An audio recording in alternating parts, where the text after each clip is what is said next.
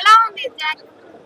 ఏం చెప్పమంటావు, సినిమా అయితే చాలా చాలా బాగుంది. జాక్ మూవీ అసలు త్రూఅవుట్ ఎంటర్టైన్మెంట్ తో పాటు యాక్షన్ ని చాలా బాగా డీల్ చేశారు భాస్కర్ గారు.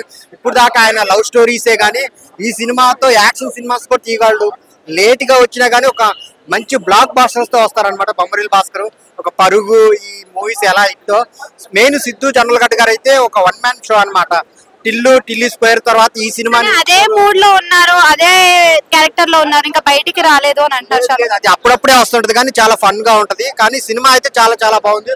ఒక మదర్ సెంటిమెంట్ తో ఒక ఇండియా మీద తీయటం అనేది చాలా బాగుంది. ఆ మ్యూజిక్ స్పై క్యారెక్టర్ ఎలా చేశాడు సిద్ధు జనరల్? చాలా బాగా చేశాడు. ఇప్పుడు ఈ సినిమాతో అన్ని యాక్షన్ సినిమాలే తీస్తాడు. ఇప్పుడు దాకా లవ్ సినిమాలు కామెడీ సినిమా అని అనుకున్నారు కానీ ఇప్పుడు యాక్షన్ సినిమాలు తీస్తే ఇంకా ఎవరు ఇండస్ట్రీలో ఉండరు అనమాట. అంత బాగా తీస్తారు. వైష్ణవి చైతన్య యాక్టింగ్ స్కిల్స్ ఏమైనా డెవలప్ అయ్యాయా? తను చెప్పడాల బేబీ సినిమాతో మంచిగా ఇచ్చింది. ఈ సినిమాతో కూడా చాలా చాలా బాగుంది తన పర్ఫార్మెన్స్. స్టోరీలో కూడా తన ఇన్వాల్వ్మెంట్ చాలా బాగుంటది. సో డ్యూయల్ క్యారెక్టర్ అన్నారు కదా, తనది మరి డ్యూయల్ క్యారెక్టర్ కనిపించింది. ఎవరిది? వైష్ణవి చైతన్య కాదు, సింగిల్ క్యారెక్టర్ చాలా బాగుంది. చాలా బాగా చేసి తను కూడా చిన్న ఏజెంట్ గా చేస్తూ ఆ రాలోకి ఎంటర్ అవుతుంది అనమాట. చాలా బాగుంది. త్రూఅవుట్ ఎంజాయ్ చేస్తుంటారు.